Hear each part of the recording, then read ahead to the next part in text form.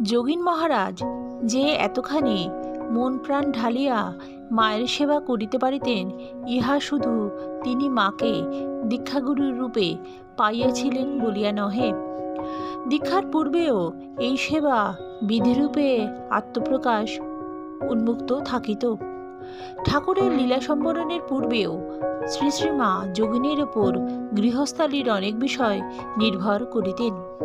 ঠাকুরের শ্যামপুকুরে বসবাসের প্রারম্ভে যোগিন দক্ষিণেশ্বরে মায়ের তত্ত্বাবধানও করিতেন। কাশীপুরে থাকাকালীন শ্রী শ্রী ঠাকুরের জন্য কিরূপ ব্যবস্থাদি হইবে তাহা মা অনেক ক্ষেত্রে যোগিনীর মারফত সকলকে জানাইয়া দিতেন।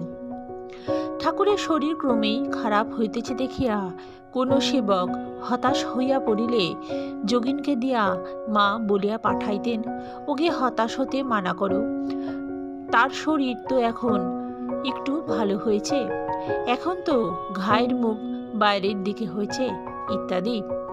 ঠাকুরের দেহত্যাগের পরে কাশীপুরের শ্মশানে মা যখন শোকে আত্মহারা, তখন যোগিন ও বাবুরামই তাহাকে সান্ত্বনা দিয়াছিল। এইভাবে যোগিন সর্বদাই মাতৃসেবার জন্য উন্মুখ থাকিতেন। অপরে সেখানে পশ্চাৎপদ হইত না, মা সেখানে যোগিনকে পাইতেন। একদিন হয়তো লাটুকে বাজার করিতে বলিলেন, খেয়ালি লাটুর মেজাজ তখন অন্যরূপ থাকায় তিনি রাজি হইলেন না। অমনি যোগিনীর ডাক পড়িল। যোগিন অম্লান বদনে সব কাজ সারিয়া দিলেন। যোগিন মহারাজ শ্রী শ্রী মাকে জগজ্জননী রূপে পাইয়াছিলেন আর জানিয়েছিলেন যে তিনি তাহার শ্রীচরণে আপনাকে সম্পূর্ণ ঢালিয়া দিয়া নিশ্চিতি হইতে পারেন। মায়ের প্রতি তাহার কি অগাধ বিশ্বাস ছিল তাহা একদিনের ঘটনায় স্পষ্ট প্রতীয়মান।